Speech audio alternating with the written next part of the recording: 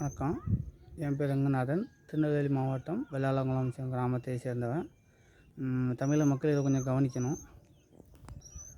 மக்கள் இதை கொஞ்சம் கவனிக்கணும் நான் பேசுகிறத.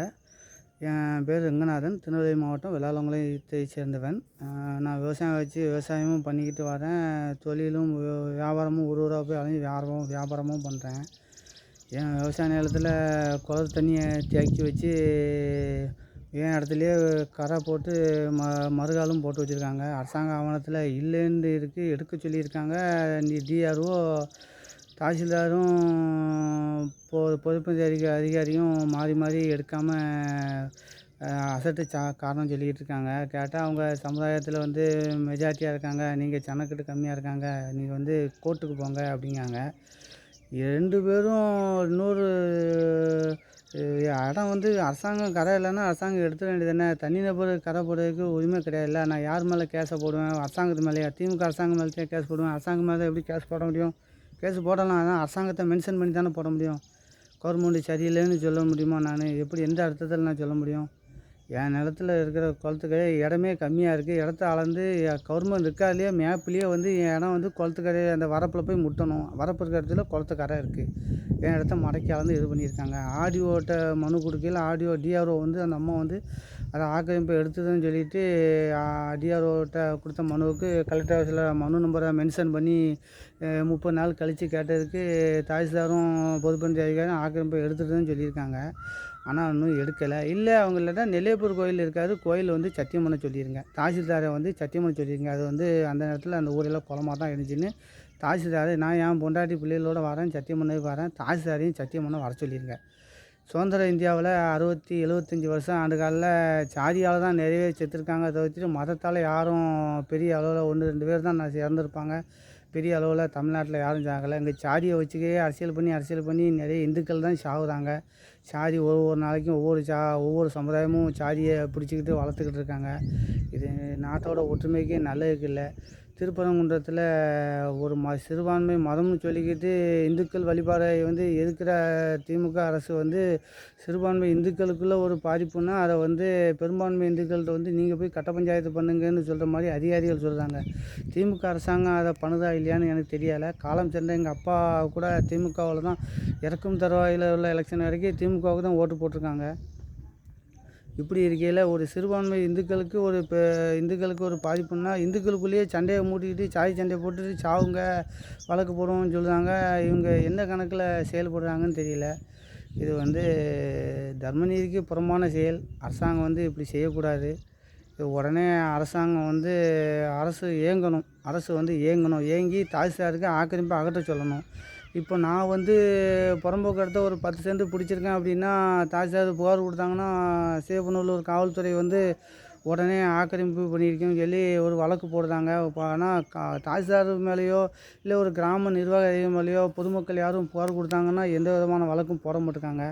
பொதுமக்களை 1 சென்ட் ஆரம்பித்தாலும் அவங்கள இருக்க இடம் இல்லாதவங்க புறம்போக்கில் 2 சென்ட் 3 சென்ட் வீடு கட்டியிருந்தாலும் அதை இடித்து அவங்கள நடுத்தருக்குள்ளே கொண்டு வந்துடுறாங்க தாசில்தார். ஆனால் என் நிலத்தில் குளத்துக்கரை இருக்குது, அதை எடுக்கிறதுக்கு அது அப்போவே போட்டுட்டாங்க. பட்டா இடத்துல எப்போ போட்டாலும் தப்பு தானே. 50 வருஷம் 100 வருஷம் ஆனாலும் கோயில் குளத்தை இடித்து நம்ம தூர தள்ளிடுறோம். அப்போ நான் விவசாயம் பண்ணக்கூடிய இடத்துல கிணறு வச்சு விவசாயம் பண்ணக்கூடிய இடத்துல தண்ணி இத்தனை வருஷமாக தண்ணி நிற்க ஆடியோ விசாரணையில் அதை எடுக்க சொல்லிட்டாங்களா, டிஆர்ஓமோ எடுக்க சொல்லிட்டாங்க. அந்த அம்மா அரசாங்கத்தில் கரெக்டான இதில் நீதிபதி உத்தரவு போட்டும் என்ன சொல்கிறாங்கன்னா, அது செவுறு கட்டின நீதிபதி 4 செவத்துக்குள்ளேருந்து வக்கீலை வச்சு உத்தரவு போட்டாலே நாங்கள் கேட்க மாட்டோம், நீங்கள் டிஆர்ஓமோ சொன்னதை வச்சு நீங்கள் சொல்கிறீங்களேன்னு சொல்லி தாசில்தார் கட்ட பஞ்சாயத்து பண்ணுறாரு.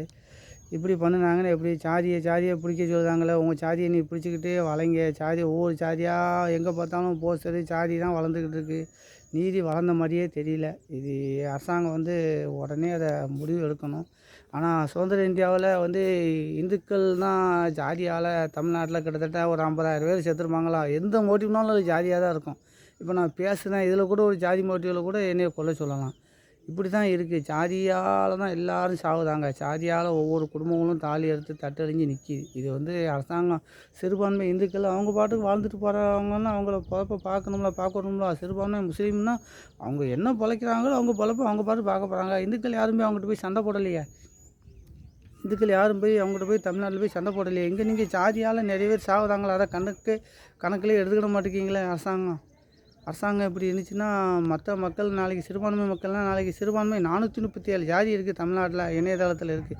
437 ஜாதியில் ஜனத்தொகை குறைவாக உள்ள ஜாதி எத்தனை ஜாதி?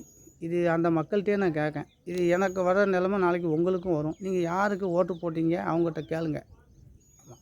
ஓட்டு போட்ட அரசாங்கத்திட்ட நீங்கள் உங்களுக்கு பிரச்சனை வந்துச்சு அப்படின்னா, மெஜாரிட்டி மைனாரிட்டி வந்துச்சுன்னா உங்களுக்கு நீதி எந்த அளவுக்கு கிடைக்கும் நீங்கள் போட்டு பாருங்கன்னு சொல்லுவாங்க. நீங்கள் போட்டு பார்க்கணுன்னா நீங்கள் எப்படி சண்டை போடணும், என்ன செய்யணும், இதெல்லாம் அரசாங்கம் தெளிவுபடுத்தணும். அரசாங்கம் சரி கிடையாது.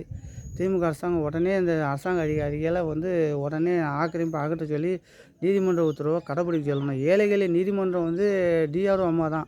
கோர்ட்டுக்கு வேறு யாரும் பிடிச்சிருந்தா அவன் பணம் செலவழிப்பான், நானும் கடத்தை வாங்கினாலும் பணத்தை செலவழிப்பேன். அது ஒரு முடிவுக்கு வரும். நான் இப்போ ஒரு தரமாக நான் கடத்தை வாங்கி நான் பணம் வக்கீலுக்கு கோர்ட்டுக்கு நான் செலவு பண்ணோம்னா என் குடும்ப பொருளாதாரம் என்ன வருது?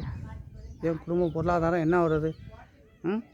என் குடும்ப பொருளாதாரம் 2 திரும்ப அந்த குளத்தை உடச்சி விட்டதை அடைக்காங்க போலீஸ்காரங்க. அந்த யாரும் ஃபோன் போட்டு மேலே அரசியல் கட்சி தலைவர்கள் சொன்னாங்கன்னா, திமுக கட்சிக்காரங்க சொன்னாங்கன்னா உடனே உங்கள் மேலேயும் வழக்கு போட்டுரும் அப்படிங்காங்க. ஏன் பட்டா நிலத்தில் வழக்கு போட்டு தான் நான் கோர்ட்டில் போய் தான் மறுபடியும் அலையணும். இதுக்காண்டியே நிறைய மக்கள் நீதி இல்லாமல் சாவுதாங்க. அதனால் விட்டு கொடுத்துட்டு போயிடுறாங்க இடத்த. என்னத்தை கோர்ட்டுக்கு போக, என்னத்தை இது பண்ணேன்னு சொல்லியே மக்கள் வெறுப்புலேயே போயிடுறாங்க. வெறுப்பில் குற்றம் செய்தாங்க.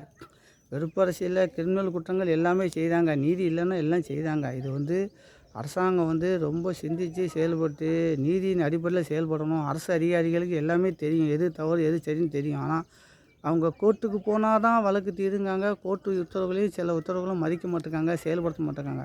டிஆர்ஓ மாவட்ட கூடுதல் நீதிபதி போன இதில் இப்போ மூதுரை திருநெல்வேலியில் இருக்காங்க. இவங்களுக்கு முந்தின நீதிபதி மாவட்ட கூடுதல் நீதிபதி ககனியா அம்மா தான் அந்த ஆக்கிரமிப்பை எடுக்க சொல்லியிருக்காங்க. 30 நாள் விசாரணையில் முதலமைச்சர்கிட்ட கொடுத்த விசாரணையிலையும் அவங்ககிட்ட கொடுத்த விசாரணையிலையும் அதை எடுக்க சொல்லியிருக்காங்க. முதலமைச்சர் இதை உடனடியாக எந்த விதமான நிபந்தனை இல்லாமல் உடனடியாக அந்த ஆக்கிரமிப்பை காவல்துறை மூலயமா எடுக்கணும். ஏன் நிலத்தில் எடுக்கணும். மறுபடியும் அடுத்த வருஷம் மழை வரப்போ வரைக்கும் இருந்திருக்கு. 3 மாதம் ஆச்சுன்னு விவசாயம் பண்ணலை. மறுபடியும் அடுத்த வருஷமும் இந்த தண்ணி வந்துச்சு அப்படின்னா அதனால் ஏற்படுறதுக்கு திமுக அரசாங்கம் தான் முழுக்க பொறுப்பு.